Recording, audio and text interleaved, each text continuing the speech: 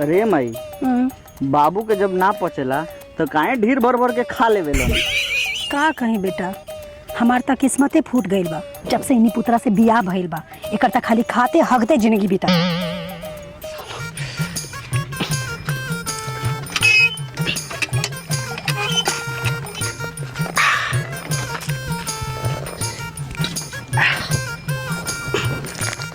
खैनिया खा ली होगे तो बढ़ ले बा।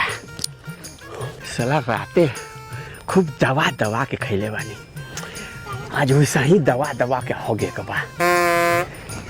लेकिन केने जाई, साला अपना खेत में हो गए तो सब्जियां महके लागी ना। हाँ, पररुए के खेत में हो गए, एकरे सब्जी खूब ऊंची आयल बा। ठीक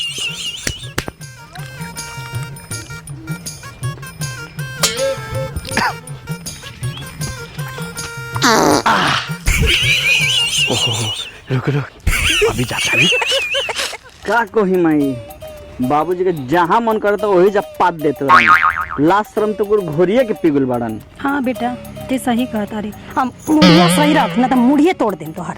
तू दोनों बाप बेटा से ना हम अक्ता गेल बानी।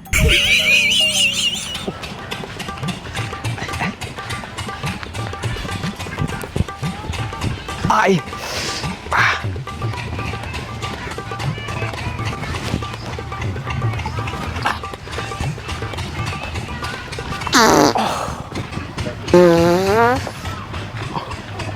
अरे सारा इतना पररवा के खेत में झुरवा हगाता। चला सारे बतावा तानी। अरे सर उतर ना जल्दी, न तो कोई देख ली तो मुश्किल हो जाए।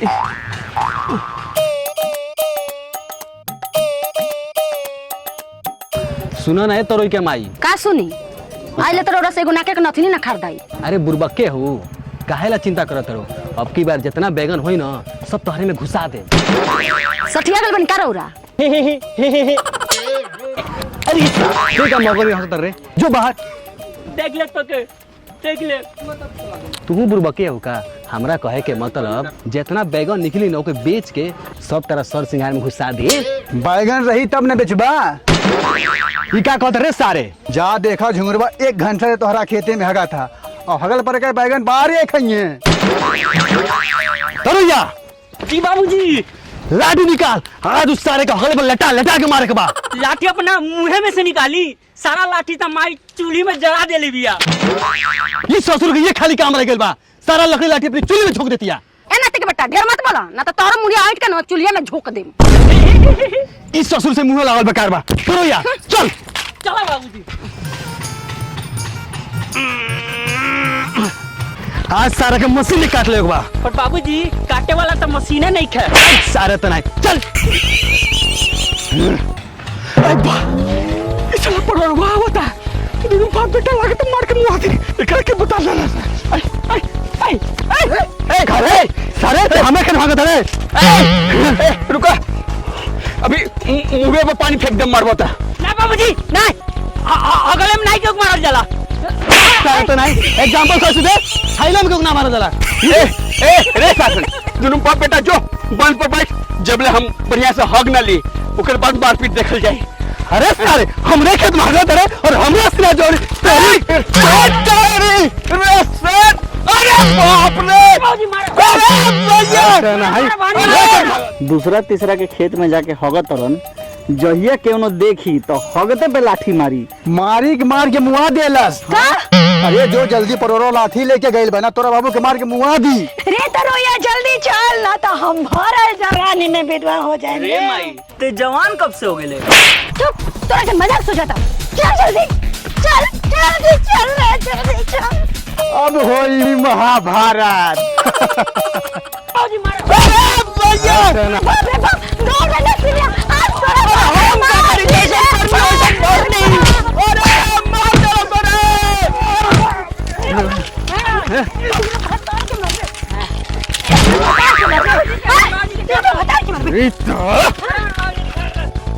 बाबूजी बोला तो के पीछे में से फाड़ दी। हाँ ए सासन सुन, ये देख मरद लड़का पैदा कैले बानी। पैदा कैले बानी 9 महीना पेट में हम रखनी है और तू कैसे पैदा केला बड़ा? क्या हो झिंगूट एके लाठी में सठिया गइला। ए सारे परोरा है अगर तुम मार देले तो ढेर अपना आप को बाहुबली बनता रे। तनी हमरा लड़कवा के मार के दिखावत तब न जानी। पीछे में से फाड़ दे। हाँ अच्छा सुन ले यो तो सारा पूरा आयता नहीं। जो ना हाथ से हमने बता बेटा के मार ले ना तो दोनों भगवान काट दे। बाबूजी अरे ढेर गरीब है ते ढेर गरीब है तोरो कल मारे रे सारे रे हैं ढेर चरबेर मारे हैं हमरा मेहरारू पर हाथ छोड़ के देखा तो तोरा बताओ तानी हैं छोड़ तनी तो बताओ तानी है पकड़ ले यो तो सारा पूरा आयता नहीं।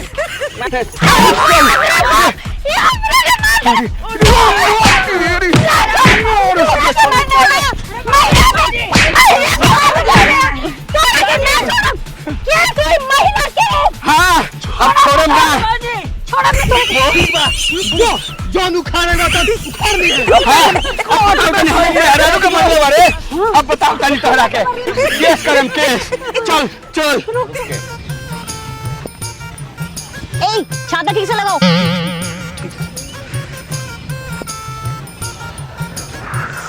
मुखिया जी छाता लगवा दे का? ना ना हमको धूप कहाँ लग रहा है। तब तेल कैसे चू रहा है? जब धूप से पिछवाड़ा फटल है तारा मजाक से देता। मुंशी ये जितने फूस के घर है ना सबको पक्का करवाओ और जितने ये पक्के घर है सबको फूसका करवाओ। मुखिया जी का जेंडर भी चेंज करवा देगा मैडम जी। साले ढेर बोला तारा जो तनख्वाह हमें से काटम नू तब पता चली। ना ना मुखिया जी ना। मुखिया जी प्रणाम। मुखिया जी प्रणाम। हमारे घर बहुत चूहा था, एगो घर बना देती। मुंशी जरा देखो तो सरकार की तरफ से कितना पैसा आता है घर बनाने के लिए? 3,75,000 आता है मैडम। ठीक है 3 लाख मेरे अकाउंट में डलवा दो, 75,000 इन्हें दे दो। सब साला घूसखोरी है। इस साला बहुत मार लग रे। इस साला परोरवा के छोड़े के नहीं खे। साला केस करेगा वा केस। केस ना बाबू मर्डर केस करे के बा। मर्डर केस करे के बा जब पिटात रहे तब तो तरह से कुछ ना भेल अब तरह के चढ़ंते चढ़ल बा। ना ना ए मर्दे कहाँ जात बारा हो? इस साला परोरवा के जवानी का जूस निकाल दे। इस साला पे केस करम केस। हमरा ए मर्दे परिवार के मार लेवा। रुक सब हमें पूरा परिवार के मार लेवा ओकरा पे केस करम केस। ये मर्दे ऐसे अच्छा रही मुखिया जी के लगे चली कुछ पैसा मिल जाए दवा दुआ खातिर। ठीक कहा था। लेकिन 10,000 से कम ना लेम।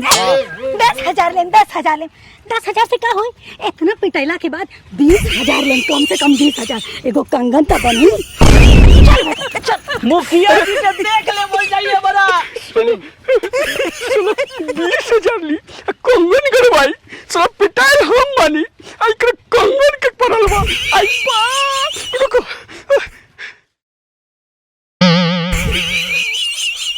ए सर तो अपना बाबू के यहाँ लगेले बड़े। तो का करी मुखियाइन जी एक जगह पर मुंडी रखी जब ना नाच ना जाने आंगन टेढ़ा। मुखियाइन जी सरकारी पैसा सब अकाउंट में आ गेल बा का करी? मुंह में डाल लो। ढिंडोरा पीटना जरूरी था? बताई तैयो दिक्कत है ना बताई तैयो दिक्कत। देख धन और जन जितने छुपा के रखल जाला नू उतने सही होला। मुखिया जी हो। अरे बाप बहुत मरले बा। ए मुखिया जी मार देला कैसे चिल्लाता? अरे साला फिर केहू के खेत में हो गले होई। टिकट सारी टिकट। मुखिया जी प्रणाम। प्रणाम। अरे बाप परोरा हमरा के बहुत मरले बा। मुखिया जी परोरा बहुत बड़ा अपराध कैले बड़े झिंगुर महतो के मार के। ए मुखिया जी ई तो गलबा हमार पूरा परिवार के बरले बा। सार के इतना धन के घमंड हो गई। अभी उपाय करतन मुंशी फोन लगाओ तो परोरा के। मुखिया जी सही फैसला कर दी ना तो इस सारे के मुंह में गोली धास दे। मुंह में गोली धास दे। जब हम मारत रहे तब तार का गोली रहे। हेलो परोरा मतो जीउर मतो का मरले बारे रे। तोरा इतना घमंड हो गइल बा 5 मिनट में पंचायत में आ जाना तो कानून के बांस जब धसाई न तो दौड़ो लइबे। देखो हमरा के रउआ पे पूरा भरोसा बा। आई दादा ई झिंगुरवा तो मुखिया जी पे आंख मारा था। मुखिया जी ओमे के तो ना हा। अरे माई बाबूजी के देखत रे मुखिया जी के आंख मारत रहन। कहीं बाबूजी लोंडा बाज तो ना हुवन ना। हाय दादा भरसक हम कहत रहनी कि नतिया के बेटा ऑर्केस्ट्रा की डांस छोड़ तमन्ना डांस देखे काहे जाता। प्रणाम मुखिया जी। प्रणाम प्रणाम बैठो। का रे सरवा एक बार लात खले से मन ना भरल ह? देखा तानी मुखिया जी देखा तानी एकरा के। जी कहीं तो ऐसा लगे मुंह में गोली धास दी। बहुत बोल रही है सबसे पहले इसको हटाओ तो।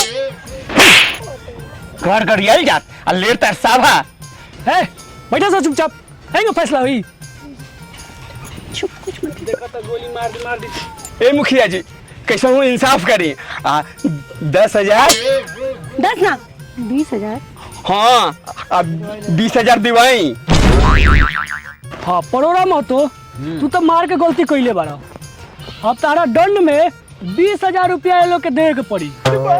ए मुखिया जी ये हमार भतरू के भी मर लेबा भतरू के भी मर लेबा। ए ओवर एक्टिंग कम करो थोड़ा।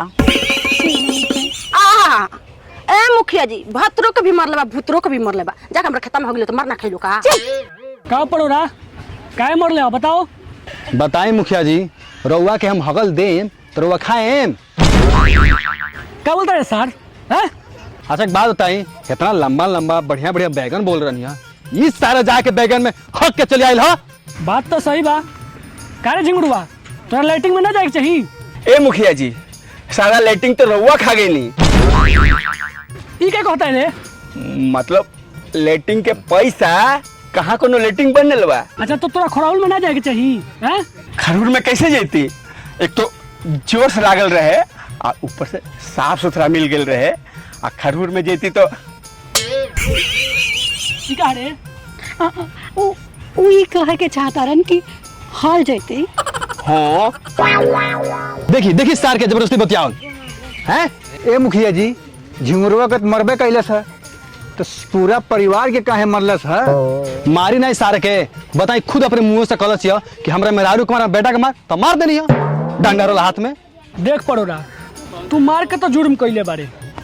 अब तोरा झिंगुर महतो के 20,000 रुपया दवा पानी खातिर देवे के पड़ी। बाबूजी ना दिया ई घंटा 1 रुपया ना दिया ई। देखा तानी मुखिया जी ये दो गरबा के क्या बोला था। नंद बसोन ना जा सोन जब कानून के बांस तहनी में धसाई न तो पता चली। ठीक बा मुखिया जी पर आगे से होगी ना तेकर पिछवाड़ा काट ले। मुखिया जी एके बोल दी। तोरा के कहने न चुप रहे खातिर ये सब ये नतिया के देन ये घबराई रहे। ठीक बा मुखिया जी अब इस सार के समझा दी कि अगला बार से हमारे खेत में हक दलस ना तो अब की बार बांस से मर रही है ना अगले बार पछुआड़वे काट ले।